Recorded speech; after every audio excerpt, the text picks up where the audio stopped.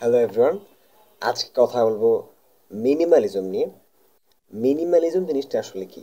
খুব সিম্পলি বলতে গেলে মিনিমালিজম হচ্ছে একটা মতবাদ, যে মতবাদ যারা ধারণ করে তাদেরকে বলা হয় মিনিমালিস্ট। মিনিমালিজম মূলত এমন একটা মতবাদ যেখানে আমরা চর্চা করি একটা সিম্পল লাইফ, একটা সাধারণ জীবন, যেখানে আসলে কোনো চাকচিক্য, কোনো ঝাঁকঝমক থাকবে না। মিনিমালিজম মানে কিন্তু এটা নয় যে হচ্ছে আপনি ঘরে বসে থাকবেন, কোনো লাইফ এনজয় করবেন না, কোথাও যাবেন না, বড় কিছু অ্যাচিভ করবেন না, চুপচাপ থাকবেন, ব্যাপারটা এরকম না। আবার মিনিমালিজম মানে এটাও না যে হচ্ছে আপনি শুধু লাইফটাকে এনজয় করতে থাকবেন। আপনি হচ্ছে গিয়া ড্রাগ নেবেন, আপনি হচ্ছে গিয়া আহ, বিভিন্ন কাজে অ্যাডিক্টেড হবেন, খারাপ কাজে বা মন্দ কাজে অ্যাডিক্টেড হবেন। আবার হচ্ছে কি আপনি যা ইচ্ছা তাই করবেন, প্রচুর টাকা উড়াবেন, এই ধরনের লাইফস্টাইল না। মিনিমালিজম মূলত আমাদেরকে এটা শেখায় যে আমরা আমাদের জীবনে যা প্রয়োজনীয় তা গ্রহণ করব, এবং যা আসলে প্রয়োজনীয় না, যে ডিস্ট্রাকশনগুলো রয়েছে সেগুলো আমাদের থেকে আমরা মূলত দূরে সরিয়ে রাখবো। এখন আপনি, আমি, আমরা কিভাবে মিনিমালিজম হতে পারি, মিনিমালিস্ট হতে পারি, মিনিমালিজম যে মতবাদটা আছে সেটা ধারণ করে। আপনি আমি যদি আমরা মিনিমালিস্ট হতে যাই তাহলে আমাদেরকে কি করতে হবে? প্রথম ধাপ হচ্ছে আমাদেরকে আমাদের লাইফে যে ডিস্ট্রাকশন আছে সেগুলো কমাতে হবে। আমরা যে কাজগুলো যে করতেছি যেটা আসলে কোনো ভ্যালু ক্রিয়েট করে না, যেটা আসলে আমাদের লাইফে কোনো ম্যাটার করে না, সেই জিনিসগুলো বাদ দেওয়া লাগবে।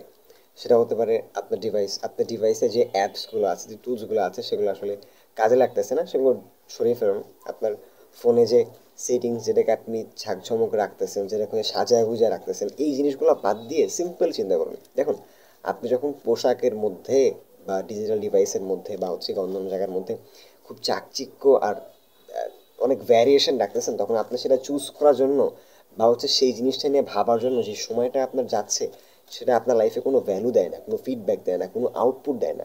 এই জন্য হচ্ছে মিনিমালিস্টরা সাধারণত এই ধরনের অপ্রয়োজনীয় কাজ, যেটা আসলে এক্স্যাক্টলি কোনো ভ্যালু দেয় না, সেটাকে অ্যাভয়েড করে। তারা কাপড় চোপড় খুব কম রাখে এবং যেটা আসলে প্রয়োজনীয় কাপড় চোপড় সেটা রাখার চেষ্টা করে।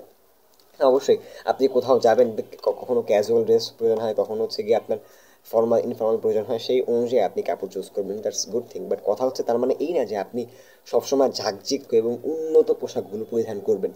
এই ক্ষেত্রে আপনাকে সাবধান হতে হবে। এবং আরও কিছু বিষয় আছে, যেমন মিনিমালিস্ট যে জিনিসগুলো ফলো করে, সেটা হচ্ছে মিনিমালিস্টরা তাদের লাইফে কিছু অপ্রয়োজনীয় টক্সিক মানুষজন থাকেন, তাদেরকে আসলে ডিস্ট্রাকশন ছড়িয়ে দেয়। তারা আসলে মিনিমালিস্টরা ওভার থিঙ্কিং থেকে একদমই দূরে থাকে। তারা যদি কখনো কোনো ভুল করে ফেলে, দ্যাটস গুড, আমি এটা করে ফেলেছি, এখান থেকে আমাকে শিখতে হবে এবং আমাকে কামব্যাক করতে হবে, আবার ভালো করে সেই জায়গাটাতে শিখে নিতে হবে।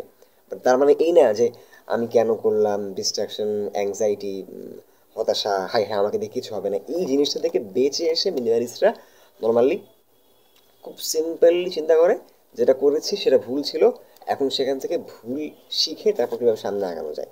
তো এটা ছিল একদম বেসিক ধারণা মিনিমালিজমের। মিনিমালিজমের খুব বিস্তারিত ধারণা নিয়ে অন্য কোনো দিন কথা হবে। আজকে এ পর্যন্তই।